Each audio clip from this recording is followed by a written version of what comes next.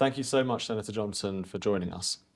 Keir Starmer, a socialist, was recently elected in Britain. He supports wokeism, he supports net zero climate policies.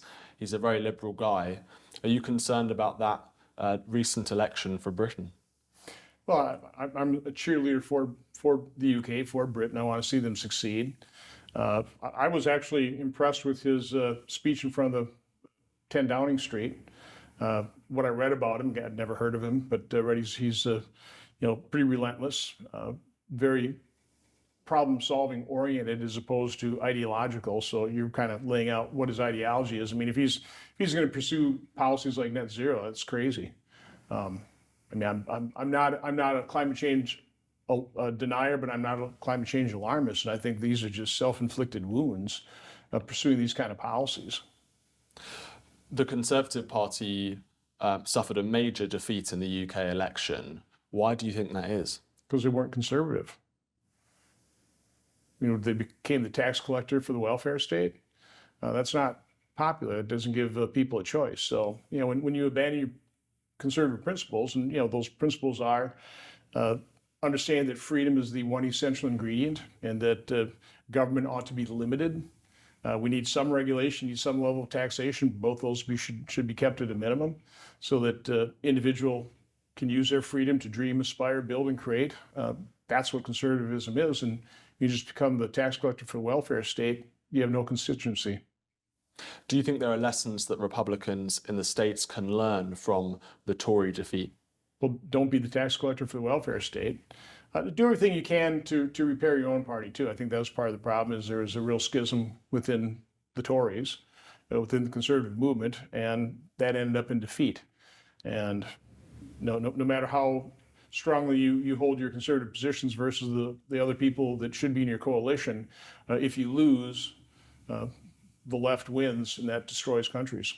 What do you make of Nigel Farage's election victory, and do you think that he would make a good ambassador to the United States if Trump wins? Well, I've always liked Nigel. I appreciate the fact that he fought for Brexit. I mean, to me, Brexit was a blow for freedom, but when it passed, I went, great. Then rats, or what's going to happen now? So it was a risky strategy. I would say that was another reason the Conservatives probably lost, is they didn't capitalize on it. They didn't utilize that newfound sovereignty, newfound freedom to really benefit Britain. Do you support America first? Every nation ought to put its nation and its citizens first.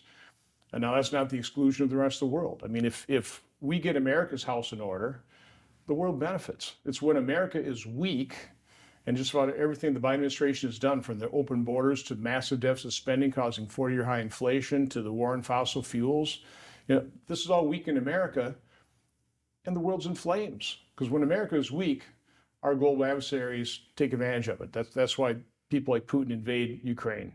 It's why the Ayatollahs are doing what they're doing. So no, you need a strong nation, and quite honestly, America would like to have other nations strong and their people successful. Now, I want to see people globally get out of poverty, but the best way to achieve that is to have America strong economically and lead by example with our values of freedom and a democratic republic. What do you say to those conservatives who say that actually funding Israel's war in Gaza is putting America last and Israel first? Well, first of all, helping Israel is a pretty light lift for America. For the life of me, for the last number of decades, I can't understand why the Arab states don't look at Israel and go, that's pretty successful. What are they doing? Maybe we ought to mimic more what Israel's doing, acknowledge their right to exist, and then coexist peacefully. I just do not understand why that has to continue to be a festering problem, blowing up to the slaughter we saw on October 7th. But I think most Americans do agree with the fact that Israel has every right to defend itself, and the sooner they can defeat Hamas, the better. But this is about spending American taxpayer dollars in Israel or on Israel's army. They are a strong ally in the Middle East. We're hoping to eventually that they can use that strength to provide stability in the Middle East.